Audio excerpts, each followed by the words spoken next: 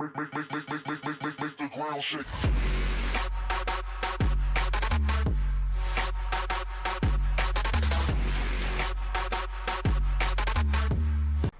Yo, what is going on, guys? We're playing some more of the NHL 17 beta today. We're going to be going over the HUT Synergies.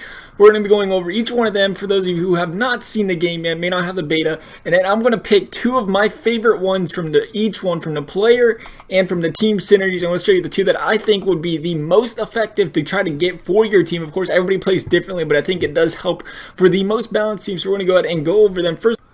First off, we're going to go over how you unlock each one of these synergies. So if it has, the number is the amount of players you need for it. So say passing playmaker here, it says 4. So that means you need 4 players that have the passing playmaker synergy to unlock it. Same goes for net front presence. You would need 3 players to unlock it. And then when you go to teams, you need more players, obviously, because it's a team thing. So you need 8 players for offensive one-timer efficiency. The cycle game would need 6 players, and then long range bombers needs 8. First off we have here is the Dirty Dangler. Activating this now will give a player a +3 on the deking, hand-eye, and puck control. So, you know, obviously it's going to help with the hand control and puck control, or hand-eye and puck control if you're a deker and you're into that. That also helps you. Then there's a passing playmaker. It's a +3 bonus to passing, poise, and offensive awareness. This one, I don't know how big of a fan I am of, because of course poise, we'll see how big of an effect that has in the first place. It does help with the face-offs, as it does look like, but as far as offensive awareness, you do control your players, so I'd be interested to see how much that would help, you know, put the other AIs in front of the net for you and so forth. And then there's Wicked Wristers. This is a boost for your wrist shot accuracy and wrist shot power, so if you're really into those wristers, this would be helpful for you. But I think there's other things that you can look for that might help a little bit more than this, than just a +3 on the Wicked Wrister shots. Then there's Offensive Juggernaut. Offensive Juggernaut's a +2 slap shot power, slap shot accuracy, offensive awareness, and strength. So if you're real big on them one-timers, this may help a little bit for your slap shot and offensive awareness, and plus it does give you a little bit of extra strength as well, where it can help with the shot and on the defensive end of the ice. Then there is the category Speedsters. It's a bonus to acceleration, speed, and agility. Makes your guys faster, more agile on the ice. Then we got the net front presence.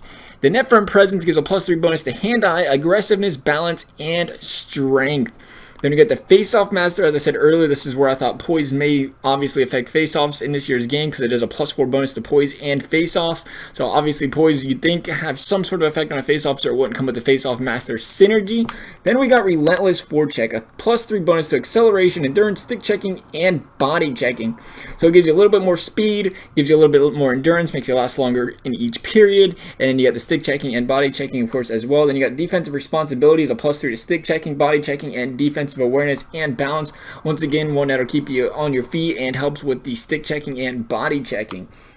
Next we got is Heavy Hitter. It helps with body checking, strength, and defensive awareness. Finally, for the player ones is Iron Shins. Helps with defensive awareness, shot blocking, and durability. This might be one of my least favorite ones, because durability is one of the boosts, but at the same time players do get injured, so if you are concerned about that, it might help you a little bit. So my 2 favorite ones to use here is going to be Speedsters, because in HUT, it is very important to be able to have the advantage in speed on the ice. You got to be quick. You don't want these guys running up from behind you and hitting you and stuff. So speed and agility is definitely important in this game. Any advantage you can get speed-wise is definitely going to help you. And then defensive-wise, I'm going to go with Relentless Forecheck. You get that acceleration boost. Again, helps with speed. And then you get endurance. That keeps your guys from getting tired quicker. So another big help. And then you got stick checking and body checking. 2 big things you do like to have on the defensive end of the ice is a good poke check and the ability to go ahead and hit players.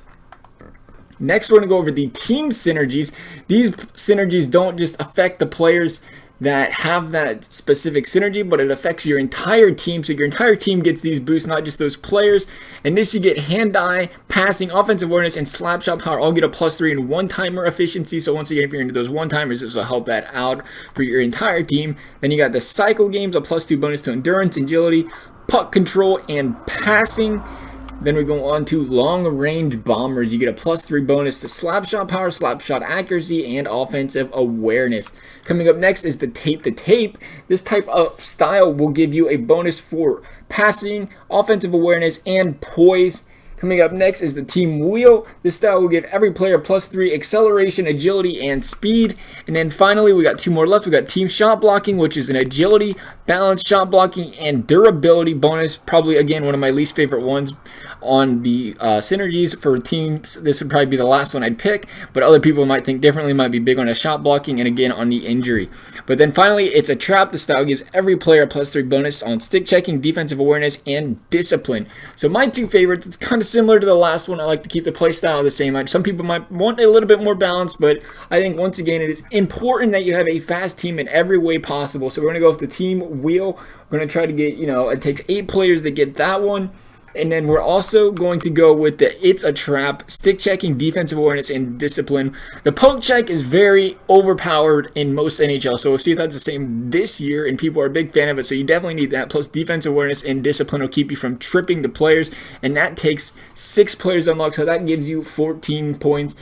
That's why we'll go ahead and pick those 2. So as for this video, guys, I hope you like it. If you want to see some more NHL 17 content, please comment below on what you want to see. As always, I hope you liked the video, and we'll see you next time.